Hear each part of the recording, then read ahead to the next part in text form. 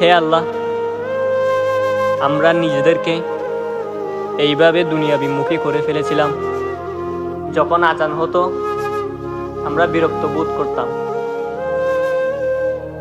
আমরা ভুলে গিয়েছিলাম যে আমাদের উপর 5 ওয়াক্ত নামাজ ফরজ করা হয়েছিল। যখন আজান দিত তখন আমরা নিজ নিজ কাজে ব্যস্ত ছিলাম।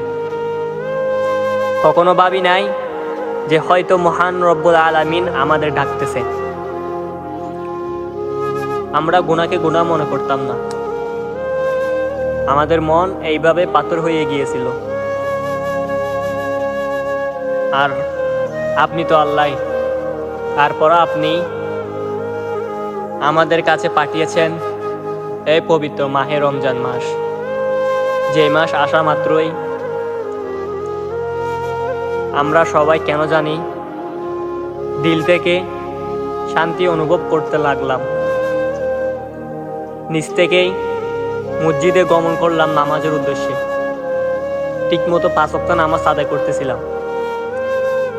আর যে আমরা ফরজ নামাজও ঠিকমতো পড়তাম না, এখন রমজান মাস আসাতে আমরা তাহাজ্জুদ নামাজও আদায় করি। হে আল্লাহ, আপনি তো নিজেই বলেছেন এই রমজান মাস হচ্ছে রহমতের মাস, গুনাহ মাফের মাস। অতঃপর আপনি আমাদের ক্ষমা করুন। আর কিছুদিন পর এই রমজান মাস আমাদের থেকে বিদায় নিবে। বাকি 11 মাস যেন আমরা এই রমজান মাসের মতো আপনার সন্তুষ্টি লাভের উদ্দেশ্যে 5 ওয়াক্ত নামাজ আদায় করে আপনার জিকির আস্তার করে কাটাতে পারি, সে তৌফিক আমাদের সবাইকে দেন। হে আল্লাহ, আমাদের দিলকে নরম করিয়া দেন।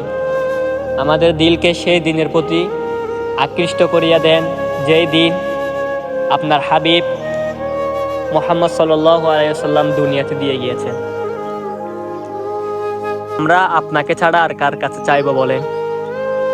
আপনি হচ্ছেন ক্ষমাশীল, অতঃপর আপনি আমাদের ক্ষমা করেন।